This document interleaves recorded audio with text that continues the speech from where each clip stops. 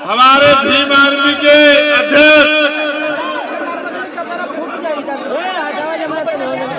अमर ज्योति जी का भाई, हमारे नौजवान नेता आजाद समाज पार्टी के प्रदेश अध्यक्ष जौहर आजाद जी का भी, जिला कमेटी का, राम बाबू भारती का, संजीव कुमार का, हीरालाल राम का, मुकेश का, सत्येंद्र कुमार का, शशिकांत, गोविंद, रविकांत, मृत्युंजय, जीवन, सतीश, कौशल, संजय मल्होत्रा और हमारे धाम के पुजारी शिव कुमार पुजारी जी का और हमारे जिला अध्यक्ष एसपी जनार्दन निराला जी का भी धन्यवाद करता हूं। गर्मी बहुत है ना, लेकिन मैं ये मानता हूं कि हम जिस हालात में हैं उस हालात में ये गर्मी भी हमारा कुछ भी नहीं बिगाड़ सकती। मैं आपसे आग्रह करूंगा, जो नौजवान वॉलंटियर घूम रहे हैं, ये अगर अपनी जगहों पर चैन से बैठ जाएं तो फिर आगे की बात शुरू की जाए। और जब ये बीच में घूमते रहेंगे तो जो बैठे हुए लोग हैं वो परेशान होते रहेंगे देखने में, तो एक तरह का अनुशासन नहीं बन पाएगा। मैं आपकी भावनाओं का सम्मान करता हूं कि ये गर्मी भी आपके जोश को रोक नहीं पा रही है, और मैंने तो आपका जोश कैमूर के जहां हम लोग ठहरे हुए थे उस भवन से लेके सड़क पर और यहाँ इस मिट्टी में तमाम जगह आपका जो है जोश देखा है। मैं तो आपका धन्यवाद देता हूँ कि आप लोग इतना प्यार करते हैं, लेकिन मुझे भी आपसे बहुत कुछ कहना है। और जब तक मैं आपसे नहीं कहूंगा और जब तक आप उस बात पर पहरा नहीं देंगे, तब तक आपकी जिंदगी में कोई जो है बदलाव नहीं हो सकता। प्यारे साथियों, आज हम लोग आजादी का 75 साल से ज्यादा का समय मना रहे हैं, लेकिन क्या हम लोग इस देश में आजाद जीवन जी पा रहे हैं? क्या हमें रोटी, कपड़ा, मकान मिल पा रहा है? क्या हमें पीने के लिए साफ पानी, सर ढकने के लिए पक्की छत, पहनने के लिए अच्छे कपड़े और खाने के लिए अच्छा भोजन मिल पा रहा है? क्या हमें जुल्म जाति अत्याचार से न्याय मिल पा रहा है? क्या हमें स्वाभिमान सम्मान की जिंदगी मिल पा रही है? मैं और आप जानते हैं कि देश तो आजाद हो गया है, लेकिन आजाद देश में बाबा साहब अम्बेडकर के अथक प्रयासों के बाद भी यहाँ संविधान का राज और संविधान पूर्ण रूप से लागू नहीं हो पाया है। मैं धन्यवाद दूंगा कमेटी का, जिन्होंने डॉक्टर बाबा साहब अम्बेडकर की इतनी अच्छी स्टैचू का भी जो है अनावरण मेरे हाथों द्वारा यहाँ करवाने का काम किया है। मैं तो छोटा सा आदमी हूँ, बहुत छोटा सा, मिट्टी का। इस मिट्टी के छोटे से आदमी को ताकत देकर पार्लियामेंट में भेजने का काम अगर किसी ने किया है तो वो आप सब लोग हो जिन्होंने ताकत देने का काम किया। और जब आपने ताकत दी तो आप देखो, कभी रविदास जयंती का अवकाश नहीं होता था। मैंने पार्लियामेंट में लड़ के सरकारों को मजबूर किया कि वो जगत गुरु सदगुरु रविदास जी की जयंती पर ये अवकाश कैसे सुनिश्चित हो पाया?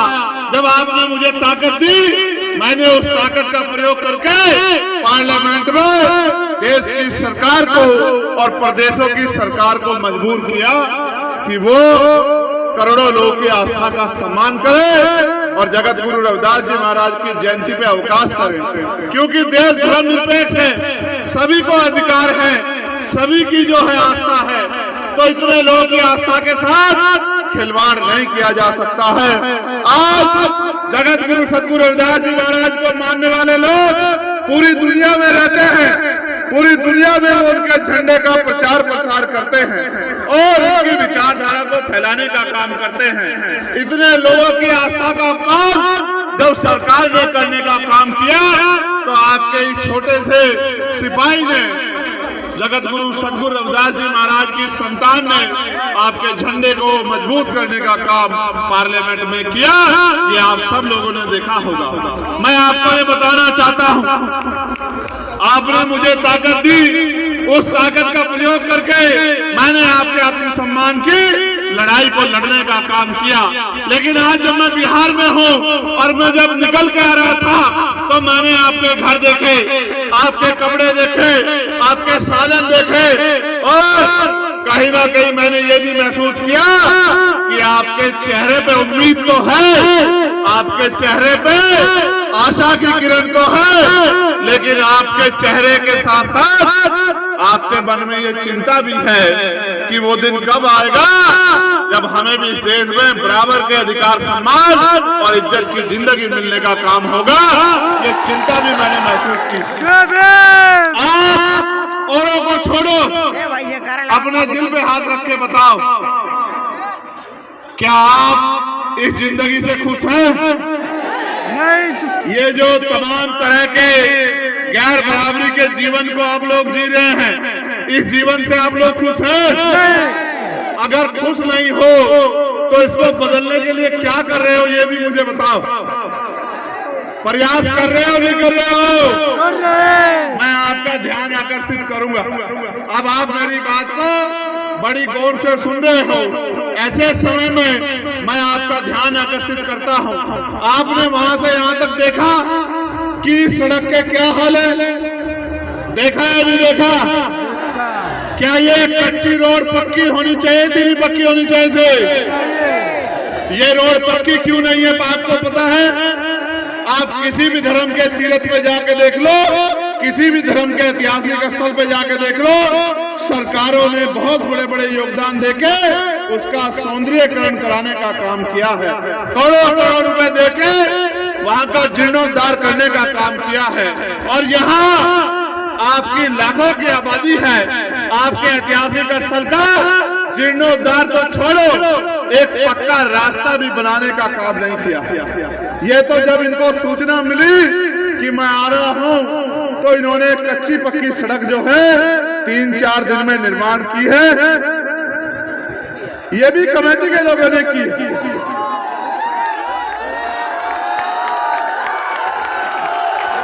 कमेटी के लोगों के दृढ़ संकल्प को तो मैं जानता कि कमेटी के लोग तो ये काम कर सकते हैं, क्योंकि वो मुझसे प्यार करते हैं और वो अपने कार्यक्रम को आयोजित करना जानते हैं। मैं तो ये भी जानता हूँ कि ये जो पूरा तीर्थ है, इसको बनाने में एक एक पैसे का योगदान हमारे लोगों ने किया है।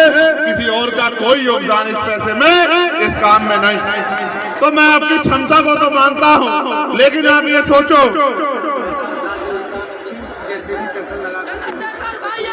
ये संजय मल्होत्रा कहाँ है? ये संजय मल्होत्रा कहाँ है? जिंदाबाद जिंदाबाद। इधर आ जल्दी जल्दी।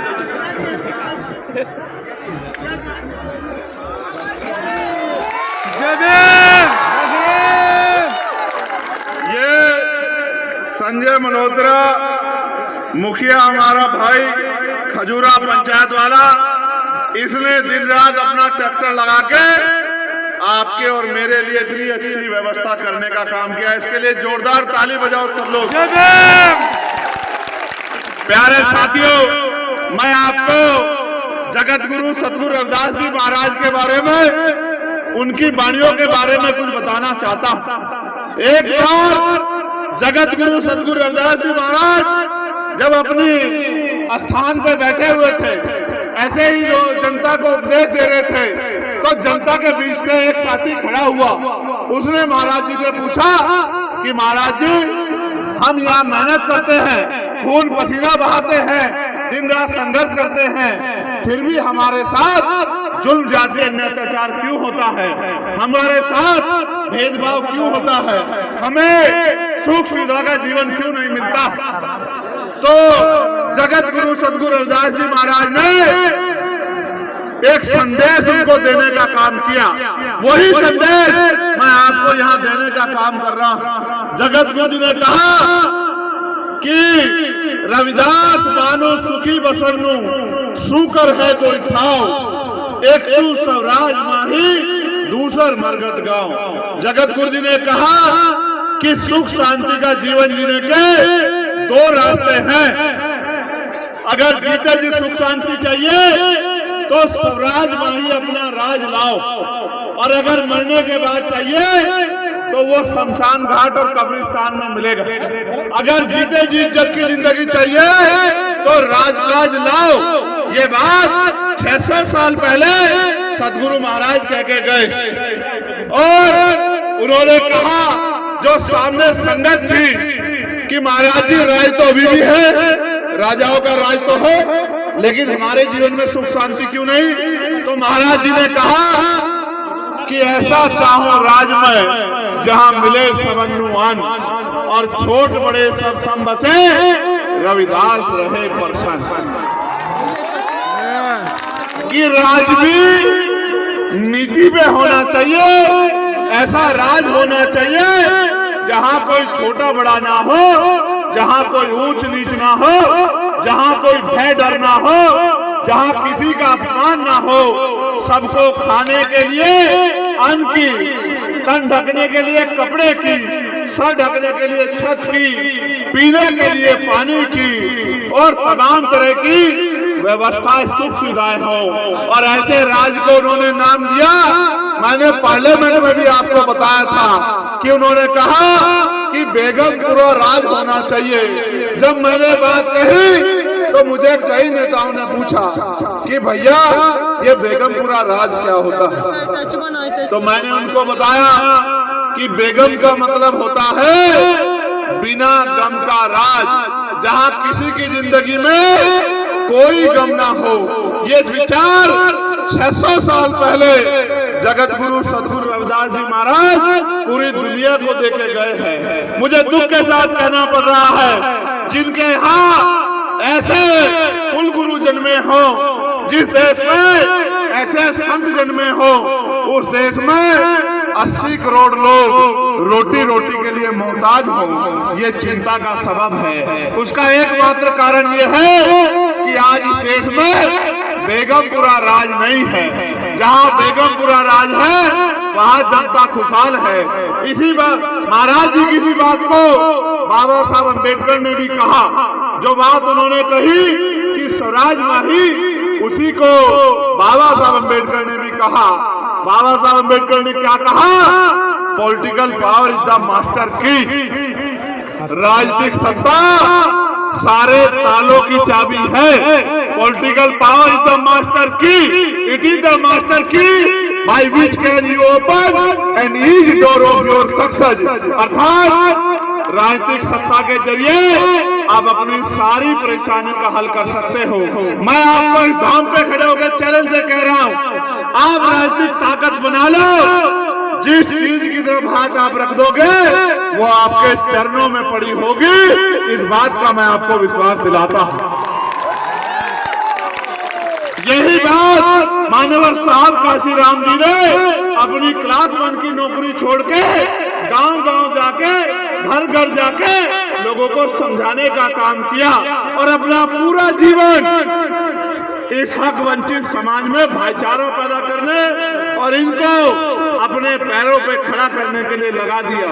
उन्होंने अपना पूरा जीवन बलिदान कर दिया, सब कुछ अर्पण कर दिया। बहुत बड़े पैमाने पे हम लोग सीख समझ नहीं पाए, उसके कारण आज भी हमारे बुरे हाल है। आप उससे प्यार करते हो नहीं करते हो? जरा हाथ उठा के बताओ। करते हैं। अगर आप मुझसे प्यार करते हो तो खुद से क्यों नहीं प्यार करते हो? जब आप खुद से प्यार नहीं करोगे तो मुझसे प्यार करने का क्या फायदा है? जब तक आप अपना भला नहीं करोगे, अपने लिए सुख सुविधा नहीं तैयार करोगे, अपने लिए इज्जत की जिंदगी तैयार नहीं करोगे, तब तक कुछ भी बदलने वाला नहीं है। मैं आपको कह रहा हूँ मेरे प्यारे भाइयों, एक बार जगत गुरु सदगुरु रविदास जी महाराज की बात पर पहरा दे दो, एक बार डॉक्टर बाबा साहब अम्बेडकर की बात पर पहरा दे दो, एक बार मान्यवर काशीराम साहब की बात पर पहरा दे दो, और एक बार अपने भाई चंद्रशेखर आजाद का साथ दे दो। फिर आप देखना कि किसी गुंडे की हिम्मत नहीं होगी कि आपकी इज्जत और आपकी जमीन की तरफ आंख उठा के देख ले। मेरी बात को आप लोग याद रखें। जिस दिन आप अपनी ताकत बना लोगे, ये सामंती गुंडे जो आप पे जुल्म करते हैं, ये बिलों में छुप जाएंगे और रहम की भीख मांगेंगे जिस दिन आप अपनी ताकत बना लोगे। और जब तक आप ताकत नहीं बनाओगे, आप महसूस करके देखो जो बात मैं आपसे कह रहा हूं। गांव में गरीब और अमीर पूरा मिला जुला समाज रहता है। यहाँ खड़ा हुआ एक गरीब हाथ उठा के बताए कि किसी पैसे वाले ने उनका हाथ पकड़ के उनकी गरीबी दूर करने का काम किया हो। जितने लोग यहाँ खड़े हो, जरा हाथ उठा के बताओ। जो गांव में रह के आपका दुख दर्द देख के, आपके आंसू देख के, आपके फटे कपड़े देख के, आपका टूटा हुआ मकान देख के जिसका दिल नहीं पसीजता, क्या वो आपका भला कभी कर सकता है? क्या आप कभी किसी के पीछे जाके खड़े हो जाते हो? कभी किसी के पीछे जाके खड़े हो जाते हो? आपको समझ नहीं आया कि जो गांव में रह के आपके आंसू देख के आपका भला नहीं कर सकता, अपने हिस्से से एक रोटी आपको नहीं दे सकता, वो आपका और आपके बच्चों का जीवन भविष्य कैसे बनाने का काम करेगा? आपको समझ नहीं आया मेरे लोगों।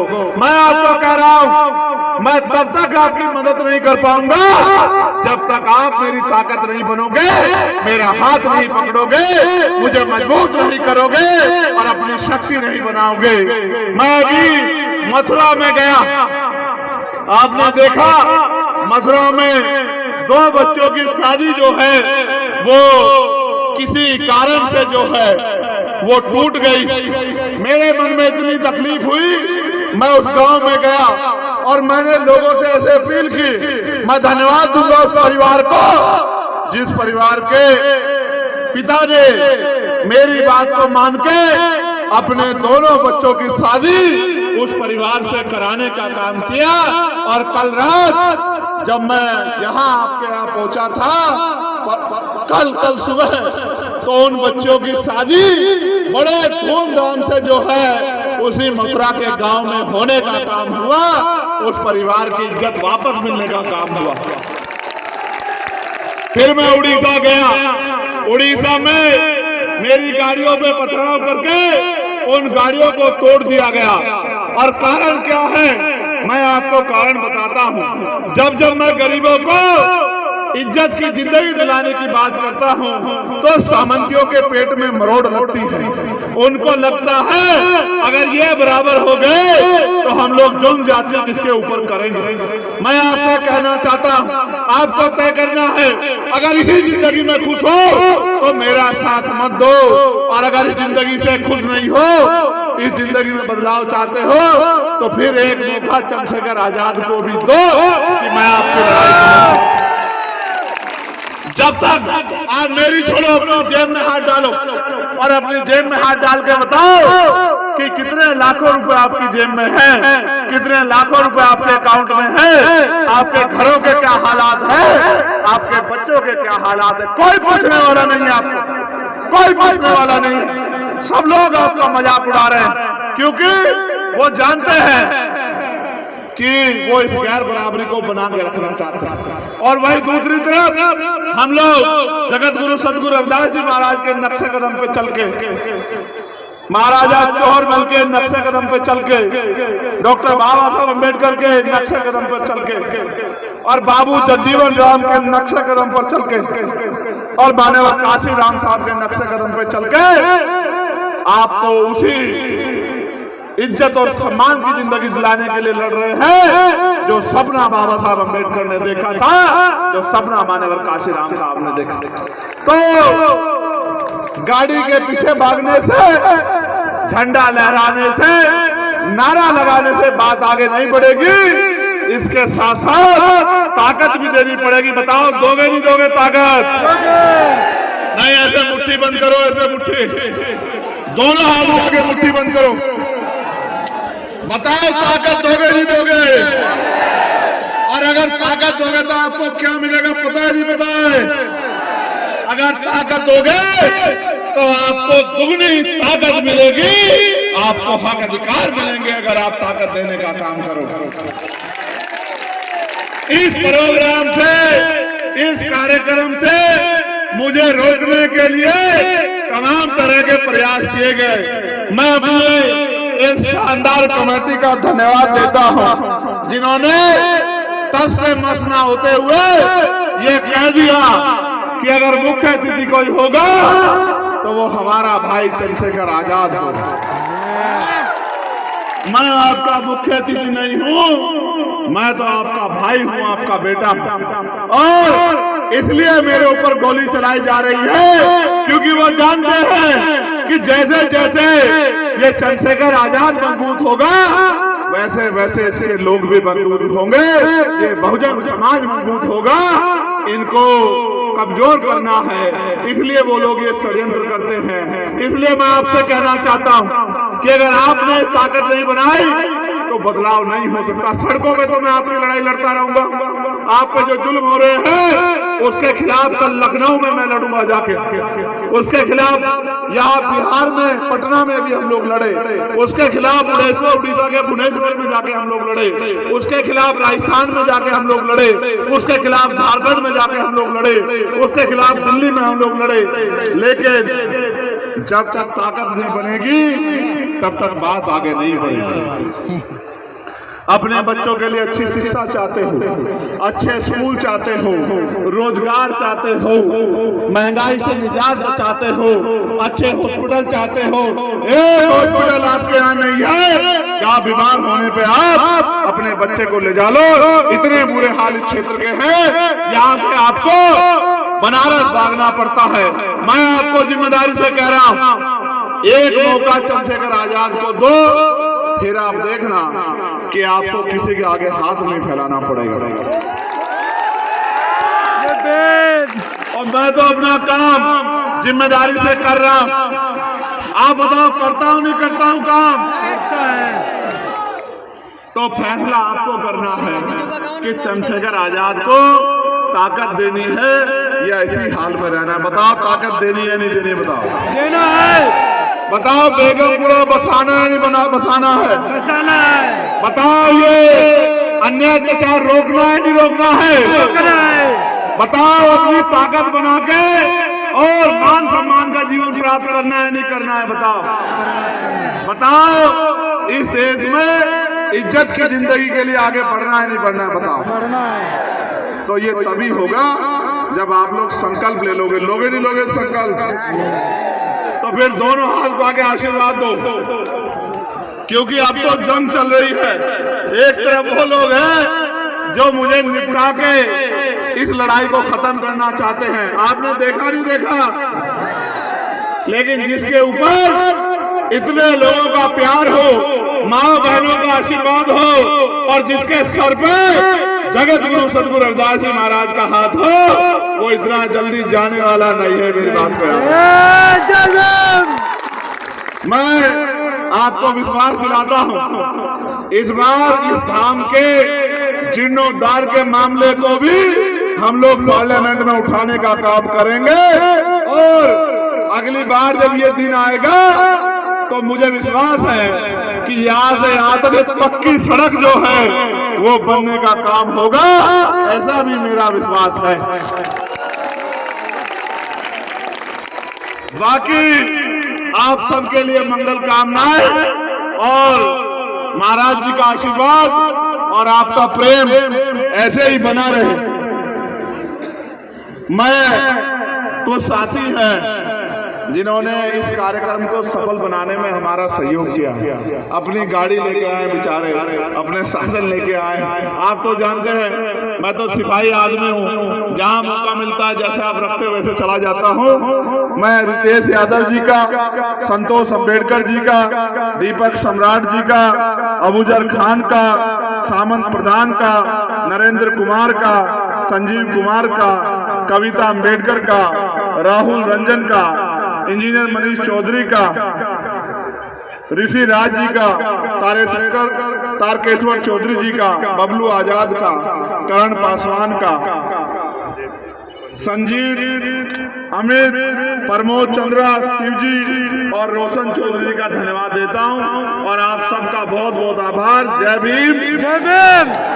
जोरदार नारा लगाओ, जय भीम, जय भीम, जय भारत। भारत, जय संविधान, जय मंडल, जय जोहार और भारतीय संविधान जिंदाबाद। भारतीय संविधान जिंदाबाद, भारतीय संविधान जिंदाबाद। और आप सबकी भी जय हो। बहुत बहुत धन्यवाद।